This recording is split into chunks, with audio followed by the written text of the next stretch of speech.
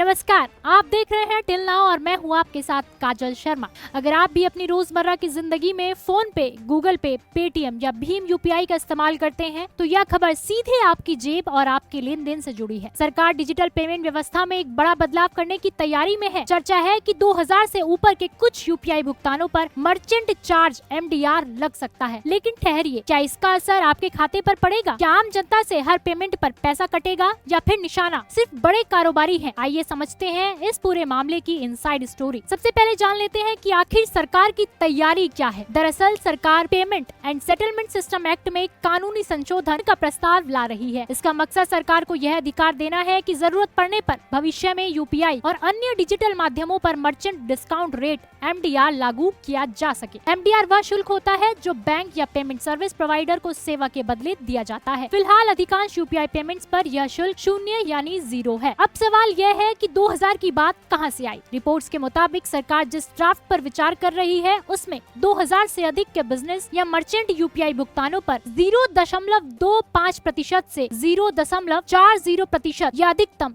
0.5% तक MDR लगाने का प्रस्ताव शामिल है। यहाँ ध्यान देने वाली बात यह है कि यह अभी केवल एक प्रस्ताव है। सरकार की तरफ से अभी किसी अंतिम दर या तारीख पर मुहर नहीं लगी है। अब आते हैं सबसे अहम सवाल पर, क्या आम उपभोक्ता का पैसा कटेगा? जवाब है जी नहीं। प्रस्तावित नियमों के अनुसार P2P यानी पर्सन टू पर्सन ट्रांसफर पूरी तरह से शुल्क मुक्त रहेंगे। यानी अगर आप अपने दोस्त, रिश्तेदार, दूध वाले या किसी परिचित को पैसे ट्रांसफर करते हैं तो आपसे कोई चार्ज नहीं लिया जाएगा। यह शुल्क मुख्य रूप से बिजनेस और मर्चेंट पेमेंट P2M के लिए विचाराधीन है। सरकार क्यों यह कदम उठा रही है? आखिर सरकार को इस कदम को उठाने की जरूरत क्यों महसूस हुई? शुरुआत में डिजिटल इंडिया को बढ़ावा देने के लिए 0 MDR लागू किया गया था, लेकिन आज यूपीआई का दायरा बेहद विशाल हो चुका है। बैंकों और फिनटेक कंपनियों का कहना है कि इतने बड़े नेटवर्क और तकनीक को सुरक्षित रखने के लिए भारी लागत आती है। इसी वजह से बैंकिंग इंडस्ट्री लंबे समय से बड़े मर्चेंट पेमेंट्स पर शुल्क की मांग कर रही थी। कुल मिलाकर स्थिति एकदम साफ है, घबराने की कोई बात नहीं है। न तो कोई नया चार्ज तुरंत लागू हुआ है, न ही आम यूजर्स के लिए यूपीआई का कोई शुल्क बढ़ा है। सरकार फिलहाल केवल कानूनी ढांचा तैयार कर रही है। जैसे ही इस पर कोई आधिकारिक अधिसूचना जारी होगी, हम सबसे पहले आप तक सटीक जानकारी पहुंचाएंगे। तब तक के लिए आप बने रहिए हमारे यानी टिल नाउ के साथ।